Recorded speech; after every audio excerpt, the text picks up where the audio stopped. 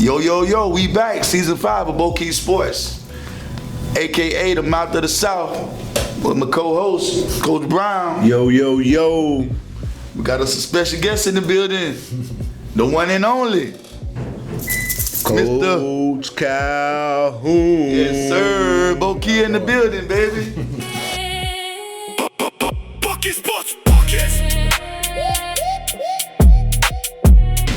All right, so here we are, Season 5, Episode 1. We're going to start it off with the head chief, Coach Calhoun. Mm-hmm. How you doing today, Coach? I'm doing good. I'm happy to be here. Appreciate y'all having me today.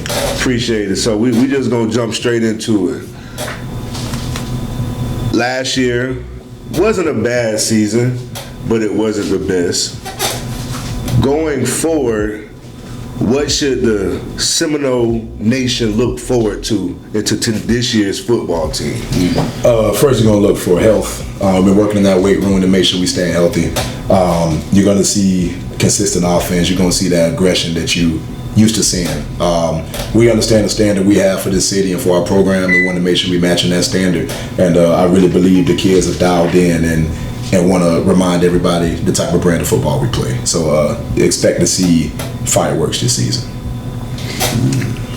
I know the ultimate goal for everybody is a state championship, but let's look a little different route. Like, what are some goals for this season? Not necessarily a state championship, but what are some different small goals that you're looking forward to for the team? You always want to win the district. You want to come out and win your district, and when you're doing that, you guarantee a chance to host a playoff game, and we know the city going to come out for that. Very true. You want to score consistently. You want to put up points. You don't want to leave the game and questioning why there's nothing on the scoreboard. And you want to play stout, sound defense. You know, that's what we're known for. That's what we've done. Physicality, breaking up passes through the air, getting after the quarterback. So you want to see the basics, the ground level of what we've been doing. So if I can wrap it up on small, win the district, and winning the district going to come from playing consistent football in all three phases of the game. And I'm going to say this before Coach Ho asks the next question.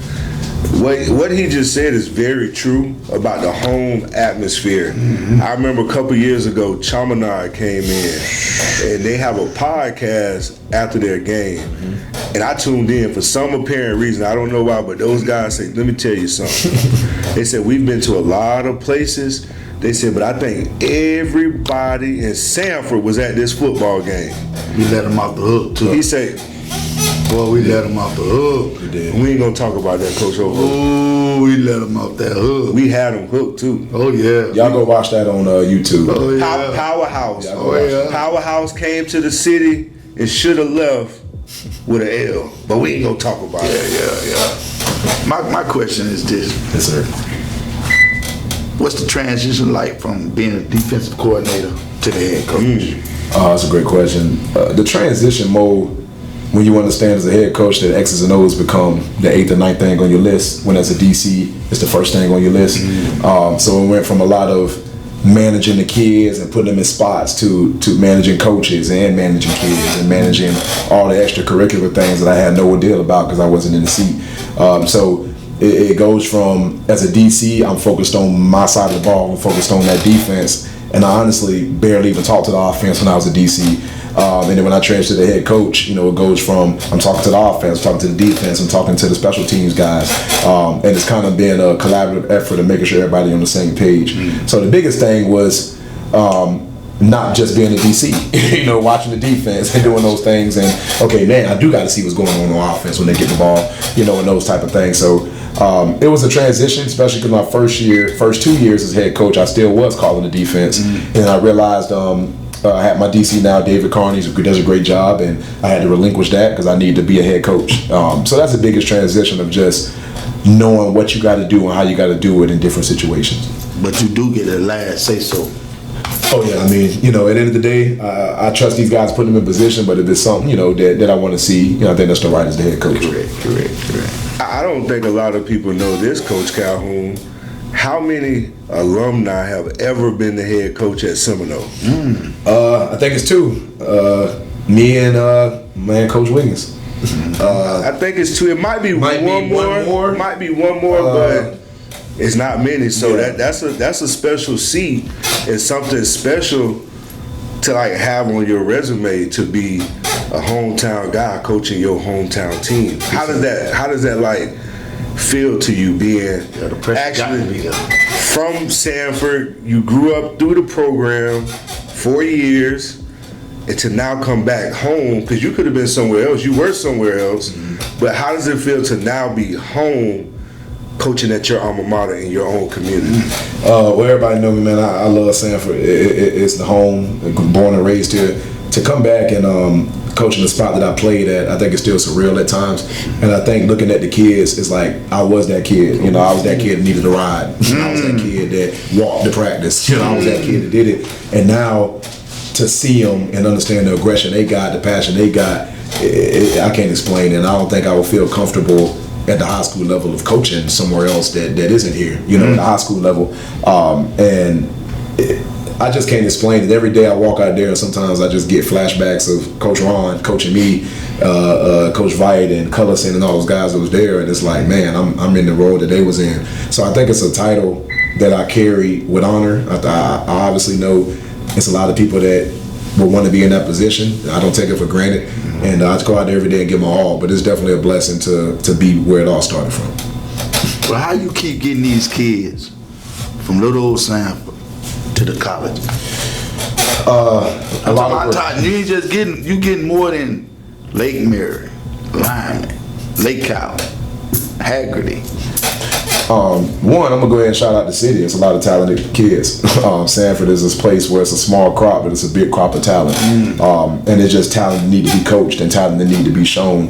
But outside of the football field, is letting them know about the academics. You know, at the end of the day, to get into school, you still got to go to school. So we tell them early, this is what you need, this is the GPA requirements, this your level. We try to let them know where they're at so everybody don't think they can go to Miami because everybody not going there. And understanding that. And also understanding you got the physical part, but the mental part gonna come from what you're doing in that classroom, and that's gonna transition. So when you harp on it from freshman year, sophomore, and junior, they understand the standard. And now we'll do the dirty work of calling the coaches. We'll do the dirty work of sending your highlights out. We'll do the dirty work of the database of the emails. Because at the end of the day, we want them to get opportunity. So 40 kids in 3 years since I've been head coach. Numbers don't lie. And we blessed to do it, and I couldn't do it without my staff. Couldn't do it without parents that help as well. You know, it's a team effort. But any kid that tell us they want to play at the next level, it's our sole purpose to get them there, and get them also to understand the level that they're going to go to, so they don't get the mindset of unrealistic expectations. So we're gonna continue to do that, and it's good to watch them guys on TV make plays. I'd say that. So it's staying like right in that little ballpark, because this is a topic that a lot of people struggle with, because a lot of people don't even know how to approach this situation. Do you have any recruiting tips for the parents, the players? Because again, a lot of kids from our community see these guys getting to the next level, but a lot of parents really don't know what it takes to get to the next level or to help their kids. So a lot of parents are doing it blind, doing it by themselves. If there's like any kind of tips that you can like try to just help them out with a little bit, a little couple pointers with recruiting. Okay, perfect. First of all, it starts in the classroom, and as a parent, you have to stay on them about their grades. I know you want to see them catching the pass. I know you want to see them tackling, but that's just a quarter of what you need to do. They can be doing that to be eligible to 2.0. A 2.0 not getting you into college. So they need to know as a parent, the core GPA, your core GPA needs to be this. That's English, math, science, and social studies. That need to be on top, not the basket weaving class. It got to be those.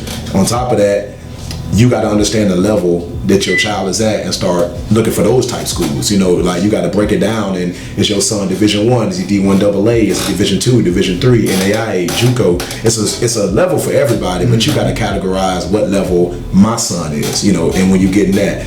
3 is constant communication with coaches. So when coach reach out to your son, you got to follow back up. And as you follow back up and building that relationship, are they the same when they first reached out, or they kind of starting to fade away? That'll let you know if it's real or not. The last thing, it's a lot more, but kind of quick. Last thing is official visits. If that school isn't trying to get you on campus, to see the campus, meet the coaches, come to a game, and it's not just a, hey man, come to our game, and they're not even talking to you, it's not real. So if you get an offer, you need to research it. Follow up with the position coach. Follow up with the coordinator. How much do you like my son? Is it realistic? Can he commit? If you can't commit, it's not real. And that's the biggest thing. I'm gonna ask this too, because this is another struggle with the recruiting process. Because a kid goes JUCO or NAIA, does that deter their success? Not at all. And I won't even say names, but sometimes kids go to JUCO because they feel the offers they had isn't what they're better than that. You know, it's not always because their grades was bad. You know, it's not always that. The best is, if you have an opportunity to play college football, no matter what level it's at, you in a small portion of 5.4%. It was 7%, it went to 6%, now it's 5.4 with the program. Wow. So if you are 5.4% of the millions of kids playing high school football, that's a blessing. So no matter what level you got to, because the level you're going to is another opportunity to get education. And I think that's what the parents got to understand. So wherever you go, it don't matter. You get an opportunity a lot of people didn't have. Yeah, because I feel that sometimes kids get lost in the shuffle where, well, I got an offer from Miami, but then I got like FAU, I got Florida Memorial. I'm gonna just take Miami because it's the bigger name. But then you get to Miami and you kind of get lost in the shuffle versus you could have took the easier, well, not the easier route, but you could have took a route that secure route fit you best. Exactly. And you could have succeeded. Now, he didn't say the names. I'm going to say the names. We have Tavari Hampton and Damon Allen, two individuals who went the JUCO route, and now they're playing Division I football. So big time football. We have to help our kids understand that sometimes we have to take alternate routes to get what we want to get. The goal's still the goal. Right. You're right.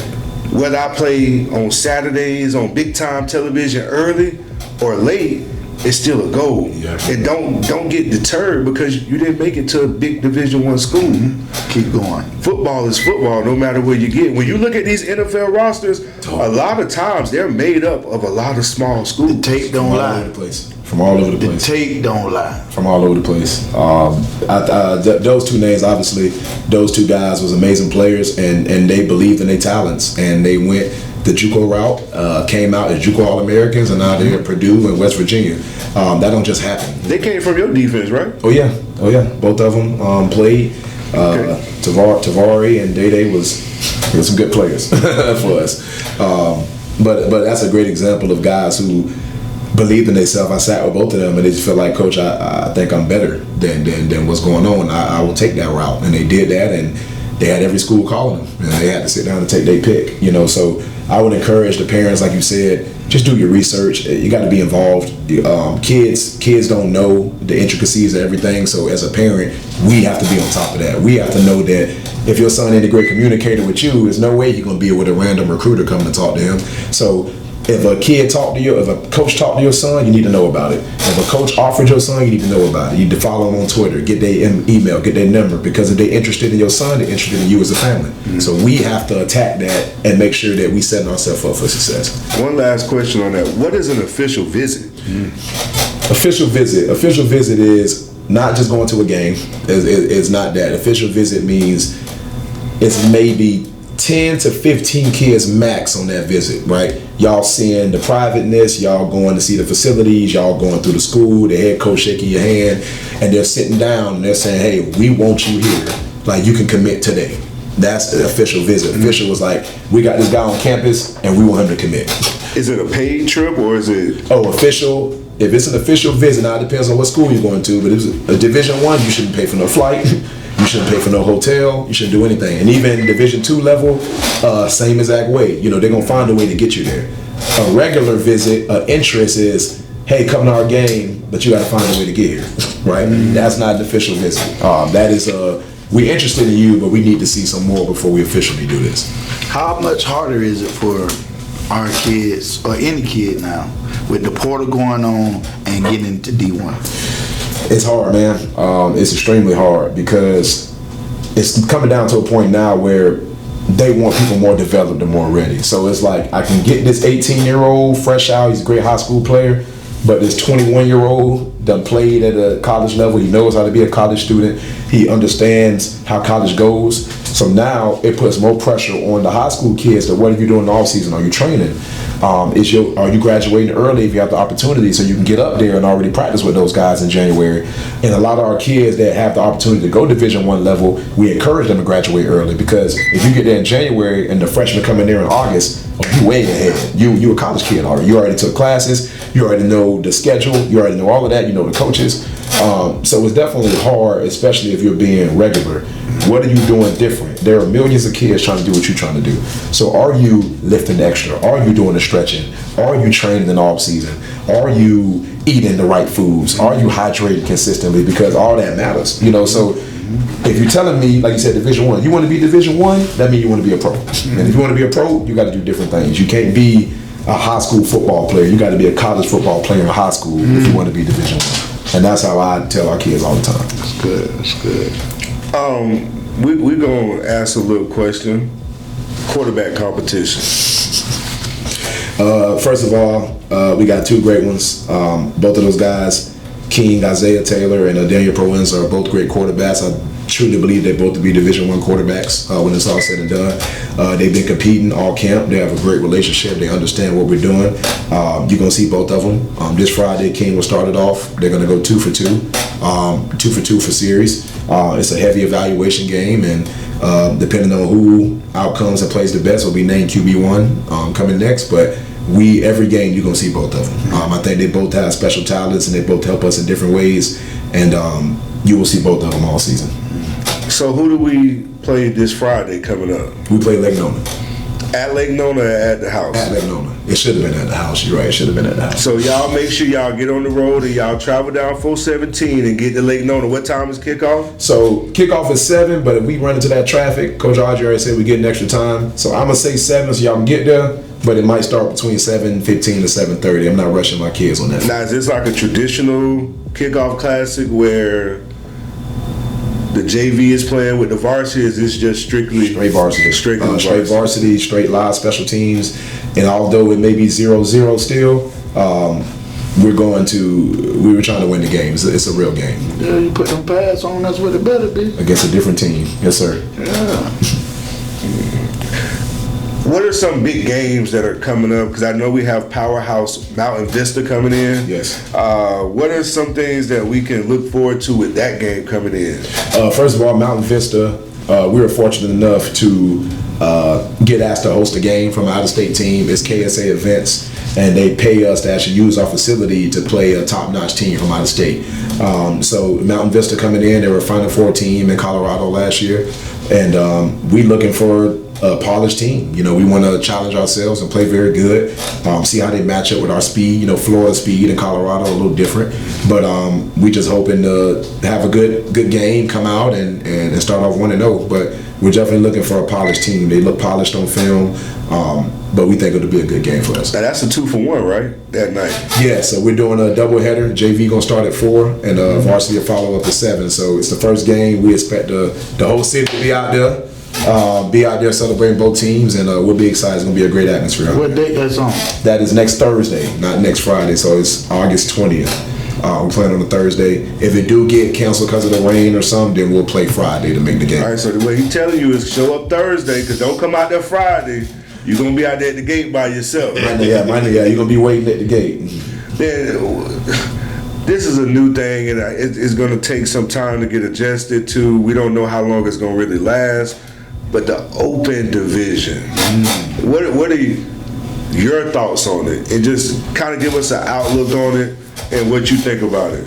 So I think it's good to know, I guess, the best of the best. If you taking the top 8 or whatever they're doing teams in the state and put them in the bracket. But I do think it kind of deters them from winning the traditional state championship. I think it takes them out of their division, and you're not getting a chance to compete for that in your class, and you're getting put in a whole different one.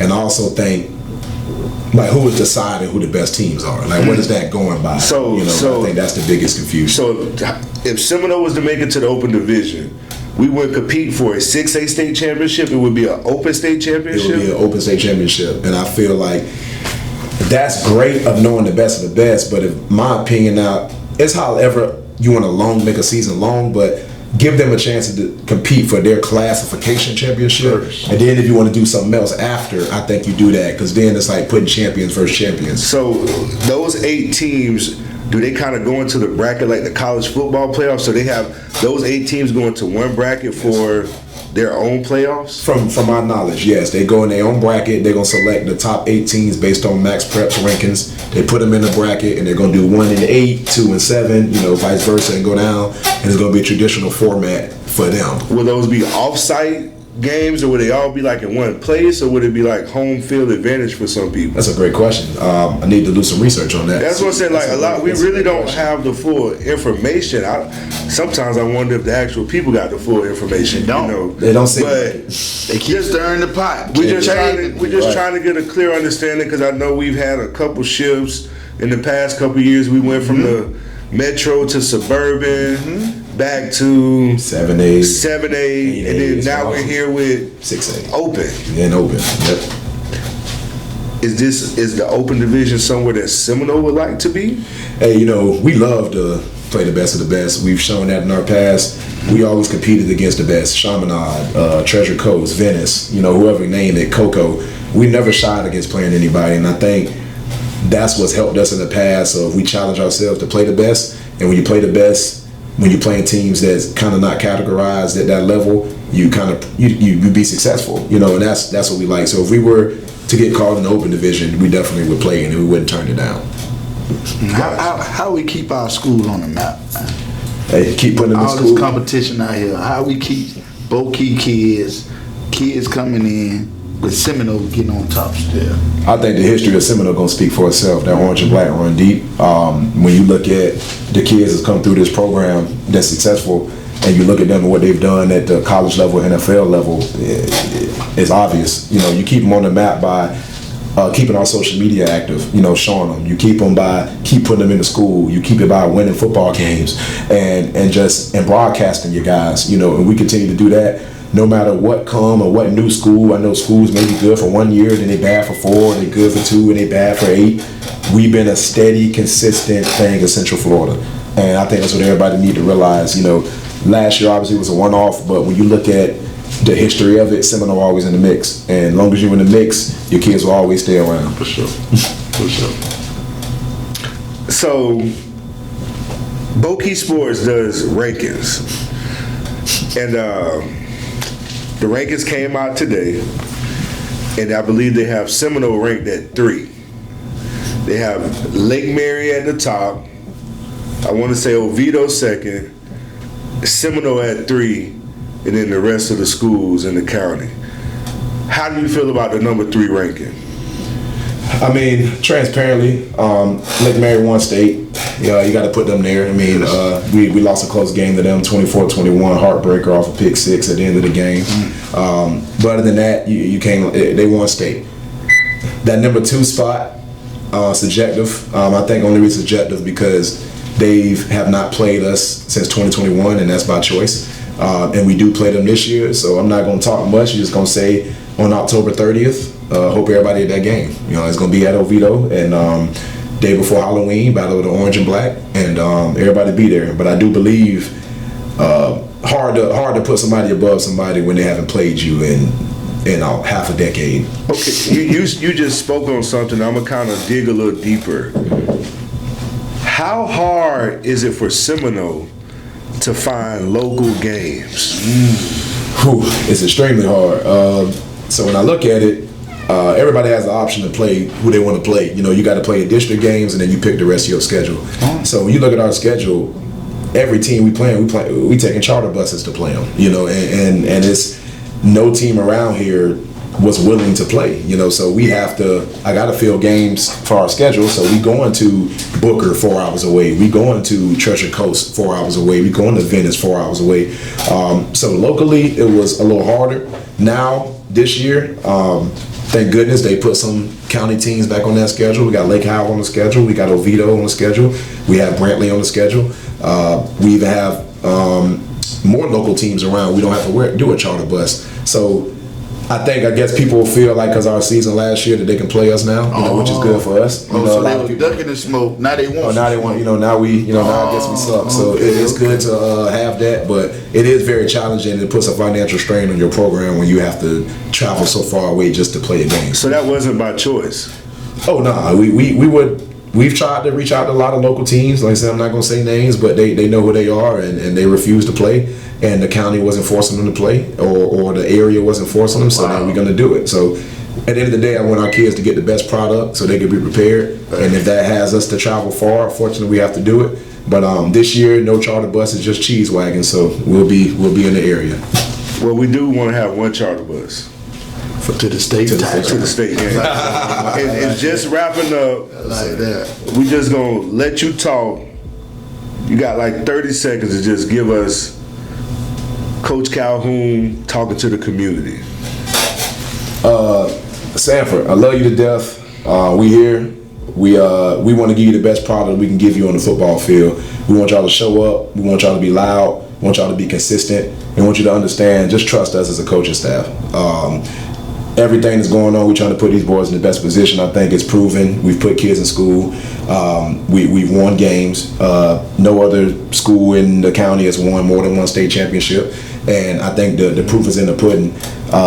Trust us to put your kids where they need to be, and just trust the process. Come out there, be loud, be out there, and we'll be in the community too. These boys love that. They love to put on a show for you. And it's going to be a special year, but it's not going to be special unless y'all out there, cheering us on each week. So come out there. It starts Friday. I know it's at Lake Nona, but get in that car, get on 417 like Josh said, and come on down there and see the first look of your Seminoles of 2026.